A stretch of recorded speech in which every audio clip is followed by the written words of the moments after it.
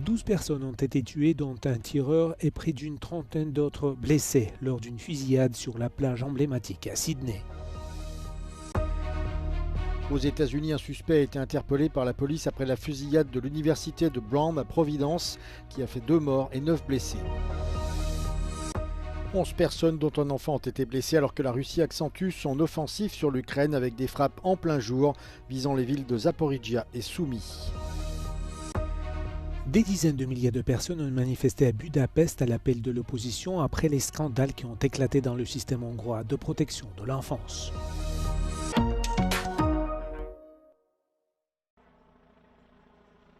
Onze personnes ont été tuées dans une fusillade sur la célèbre plage Bondi Beach à Sydney dimanche.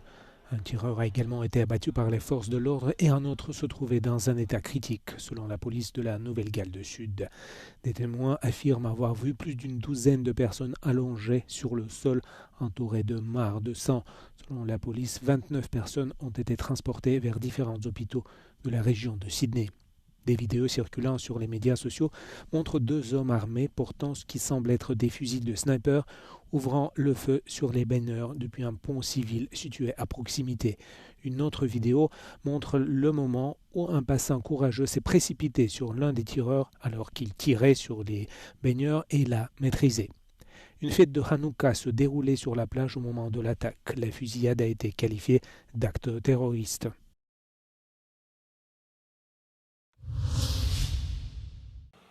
Une personne suspectée d'être impliquée dans la fusillade qui a fait 2 morts samedi à l'université Brown dans le Rhode Island a été placé en garde à vue. Selon les autorités, il aurait été arrêté dans un hôtel à 25 km de Providence où se sont déroulés les faits.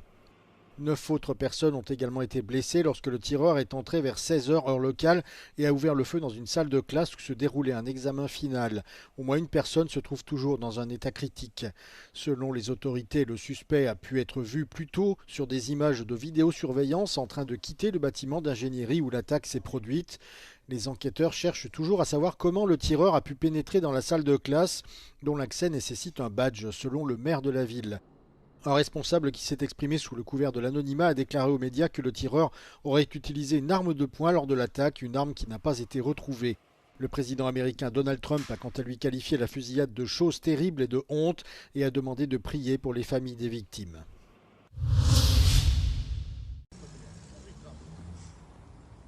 « 11 personnes, dont un enfant, ont été blessées lors de frappes aériennes menées de jour par la Russie contre un quartier résidentiel à Zaporijia, dans le sud de l'Ukraine.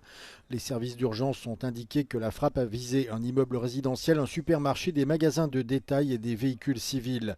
Un policier et un secouriste ont aussi été blessés lors d'une seconde frappe survenue quelques minutes après la première, une tactique que les autorités qualifient de double frappe.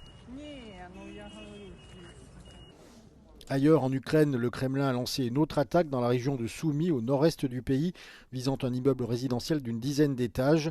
Selon les autorités, cette frappe n'a pas fait de victimes, mais le bâtiment a subi d'importants dégâts, en particulier dans les étages supérieurs.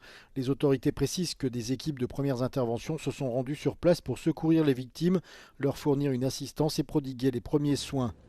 Ces attaques interviennent alors que le président ukrainien Volodymyr Zelensky rencontre à Berlin les émissaires américains Steve Witkoff et Jared Kushner. Washington a intensifié ses efforts ces dernières semaines pour mettre fin à cette guerre qui dure depuis presque 4 ans. Des dizaines de milliers de personnes ont manifesté à Budapest à l'appel de l'opposition après la diffusion de vidéos montrant des sévices infligés dans une maison de redressement de l'État.